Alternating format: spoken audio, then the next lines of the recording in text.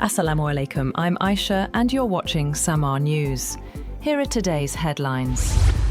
The United States and Iran exchange fresh military strikes for a second straight day on Thursday, escalating tensions across the Gulf after Washington targeted around 90 Iranian military sites and Tehran retaliated with missile and drone attacks on US-linked bases in Kuwait and Bahrain. The US said the strikes targeted air defense systems, missile and drone sites, naval assets, and military infrastructure following alleged Iranian attacks on commercial vessels in the Strait of Hormuz. President Donald Trump described the operation as retaliation and warned of stronger action if shipping attacks continue. Iranian media reported explosions across several southern cities, while authorities said at least 3 people were killed near Avaz. The Islamic Revolutionary Guard Corps said its attacks on US military facilities in Kuwait and Bahrain marked the first phase of a punitive response, warning of further retaliation if US strikes continue. Meanwhile, Pakistan and Qatar have launched fresh diplomatic efforts to stop further US-Iran military strikes. Government sources say both countries are in contact with Washington and Tehran, urging them to end hostilities and return to negotiations under the Islamabad Memorandum of Understanding aimed at restoring regional stability. Iranian President Masoud Pezeshkian says Tehran will not respond to what he described as repeated insults from US President Donald Trump. Speaking amid heightened tensions between the two countries, Pezeshkian said Iran would defend its national interests through actions rather than inflammatory rhetoric. He added that Tehran would not adopt the same tone, despite calls from some quarters for a stronger verbal response. His remarks come as diplomatic and military tensions between the United States and Iran remain high.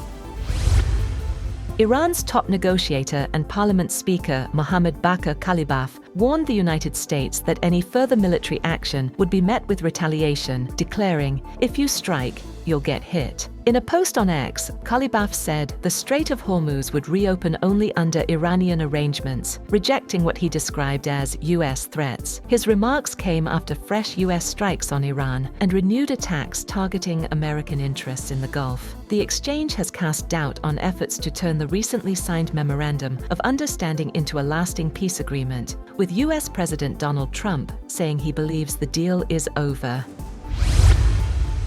Iran says US military strikes over the past 48 hours have killed 14 people and injured 78 others across 5 provinces. According to Iran's health ministry, the attacks took place during 2 consecutive days of military operations, further escalating tensions between Tehran and Washington. Officials have not released a province-wise breakdown of the casualties or identified the victims.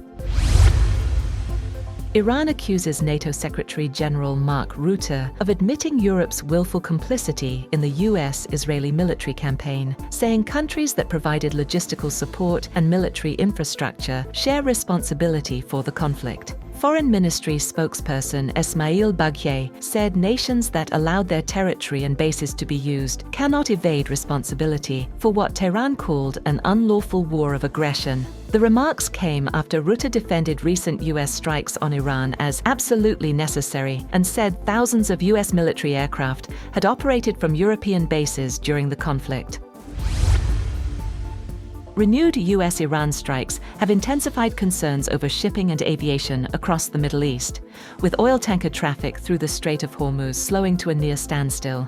The International Maritime Organization has condemned attacks on commercial vessels in the Strait and urged maximum restraint. The IMO says nearly 6,000 seafarers remain stranded aboard ships in the Persian Gulf, while airlines continue rerouting flights to avoid the growing conflict.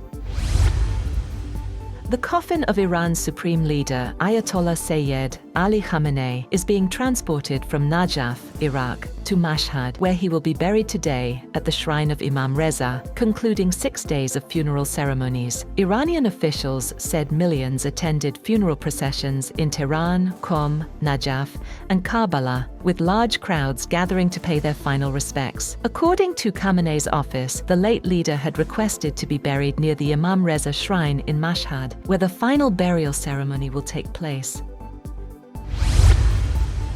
United Nations Secretary-General Antonio Guterres has praised Pakistan's efforts to promote regional and global peace during a meeting with Interior Minister Mohsin Naqvi at the UN headquarters in New York. The two leaders discussed the regional security situation, Pakistan's mediation efforts in West Asia, and the country's long-standing contribution to UN peacekeeping missions. Naqvi reaffirmed Pakistan's commitment to promoting peace, stability, and dialogue, despite ongoing regional challenges. Russian President Vladimir Putin is likely to intensify the war in Ukraine, despite renewed US efforts to broker peace. According to sources familiar with the Kremlin's thinking, Putin remains focused on securing full control of the eastern Donbass region and is not prepared to negotiate a ceasefire at this stage. The report comes despite US President Donald Trump's recent conversations with both Putin and Ukrainian President Volodymyr Zelensky, in which he expressed optimism about a possible peace settlement. That's all for now. For more updates, visit www.samaa.tv. Thank you for watching SAMAA News.